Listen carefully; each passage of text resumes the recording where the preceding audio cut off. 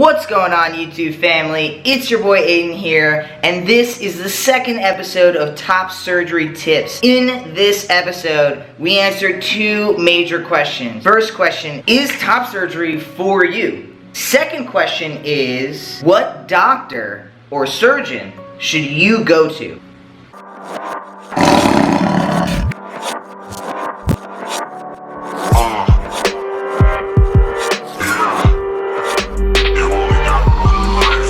What up, Pride family? So before we begin, I just want to do a quick little shout out to my clothing company. We are having a Pride sale, $25 to $30. I think there's 8 or 9 items to choose from. Free shipping around the world. Go check it out. Link is below. This is one of the tees available. Now that we got that out of the way, let's dive into this video. So the first question I asked, is top surgery for you? Now, I'm gonna preface this and kind of disclaimer that no one can decide for you if top surgery is for you. But there's different ways to kind of see, like, are you ready for top surgery? Is top surgery maybe something you want to be thinking about? Are you unsure if you really want top surgery or not? I'll say that when I first started my transition, when I first wanted to get on hormones, I actually didn't want top surgery. It wasn't really on my radar, and I didn't think that I would really care so much about my chest that a binder wouldn't fix that dysphoria. What happened to me is that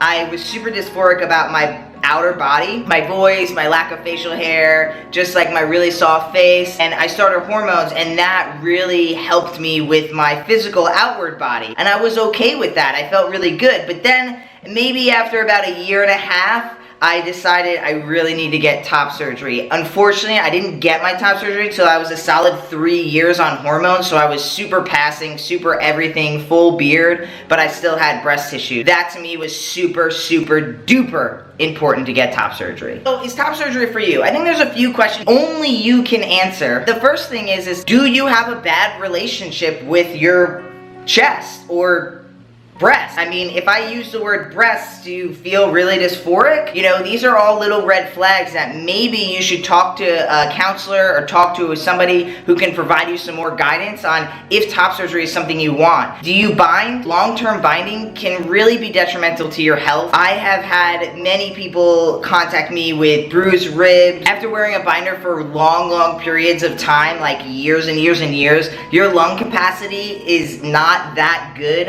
as well as if you wear a binder for like 5, 6, 7, 8 years, you'll actually start to develop a curve in your spine that is really hard to correct. That's because the binder is holding you so tight. Are you suffering from any of these complications of wearing a binder for more than 8+ hours a day, which is the recommended amount of time to wear a binder? Then maybe you should consider or look into, speak to someone about getting top surgery and what that might look like for you. So when it comes to, is top surgery for me? That's really a question only you can answer, like I said before. But at the end of the day, these are some questions that you can ask yourself about your relationship with your body. Is top surgery something you actually want? Will you feel better, more in line with who you are internally on the outside if you got top surgery? Those are just some questions that you might want to ask yourself before you just dive into, I definitely want top surgery, or I definitely don't want top surgery. So in our last video, we talked about what is top surgery and the different types of procedures there are. How do you go about picking your doctor? Well, I think actually what we have to do is take one step backwards, and you have to look at that past video and decide what surgery is good for you. Are you very small chested where you could get keyhole procedure, or are you a little larger chested and double mastectomy is definitely where you're going? Do you want to get nipples? Do you not want nipples? I know some people might think, who doesn't want nipples?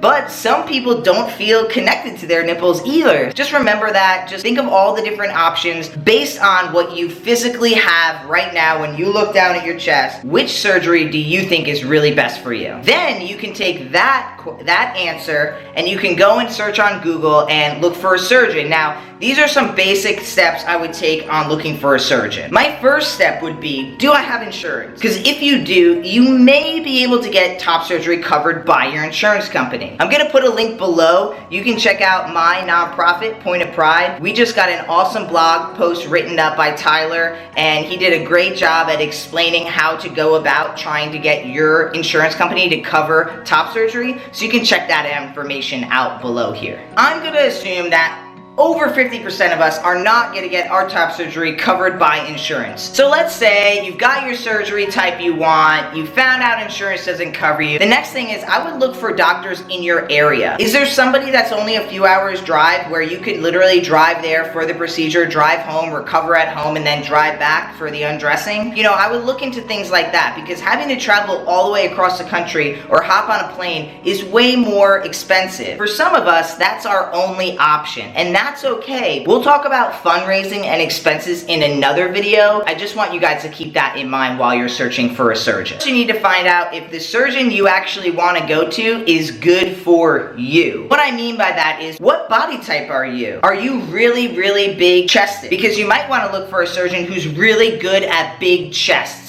Are you really, really small and you want to get keyhole? You should probably look for a surgeon that's really amazing at keyhole. For instance, I went to Charles Garamoni in Southwest Florida. He doesn't like doing keyhole. He doesn't really suggest it to anybody, and it's because, one, he thinks that not many people qualify for it, and he doesn't like to do revisions, and two, he just doesn't really like to do them. Now, he will do them. I've never actually seen one of his procedures, but he will do them. I've heard of guys getting keyhole from him, but at the end of the day, if I wanted to get keyhole, I wouldn't have went to Dr. Garamoni, because that's not his specialty. His specialty is double mastectomy with nipple grafts. So I definitely wouldn't have gone to him if I wanted keyhole. So keep that in mind. Find somebody who actually really good at the procedure you want done. Another thing you should probably think about is healing and skin tones. Different skin tones are going to provide different healing techniques. Some doctors are really good at certain skin tones, and some doctors suck at other skin tones. And that's because something about the weaving and the biology of our skin and how it's made up, and when it's cut and it heals and stuff like that, you might find different results from different people. This is not just talking about people who are fair skinned and people who are dark skinned. I'm talking about healing skin in general. For instance,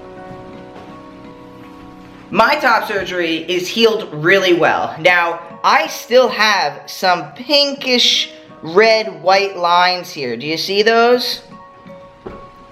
So I still have these lines here, and now I'm not really complaining about the lines because I got double mastectomy. I knew I was going to have line across my chest. But what I'm saying is different skin tones will heal differently, and you can kind of gauge on how you're going to heal based on what the doctor has provided on his website or her website or their website, as well as all the places you can go online, the forums and the Google searches for that doctor's surgery results. So what I'm trying to get across to you guys is you really need to find a surgeon who has worked with and you've seen good results from people who are your body type, your chest size, as well as your skin tone. So looking online for results of doctors is so key. People, please do not think that you're going to be that special someone, that doctor who doesn't really have very good results on everybody else is magically going to have amazing results for you. Because honestly, it's just not going to happen. And even if it does happen, why would you ever want to put yourself in this situation to try to be the best person that this person's ever done? Wouldn't you just want to see like their best work, have it looking awesome, and then be like, I want them to look like that, rather than assume that maybe for some reason the stars will align and your surgery will come out just fantastic? I don't think that's a safe bet, and definitely not a safe bet when you're spending $6,000 to $10,000 on your surgery. So make sure that you're aware of the type of work that your doctor's done in the past. Make sure you see photos, you see videos. Again, like I said in the last video, check out YouTube, check out Facebook, check out Reddit. All these things have awesome insight to what your surgeon could or could not offer you. Alright guys, so that's it for this video. Thanks for watching. I just want to say that I have specific topics for these videos, but because of the awesome response from last week's video and all the comments that were left below, leave your comments below with topic ideas and suggestions and questions, this series is definitely going to kind of shift a little bit, but I'm going to try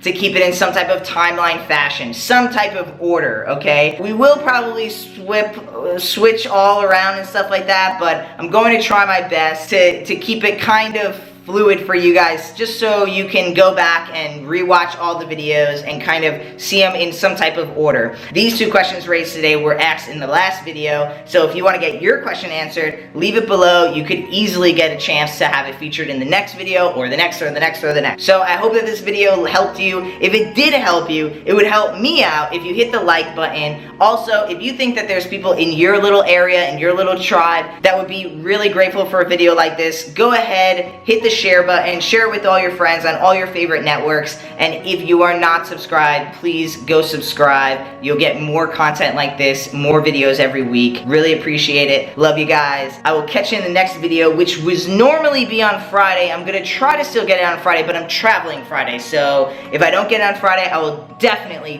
get it to you on Saturday. Alright guys, I'll catch you in that next video, Friday/Saturday. Peace!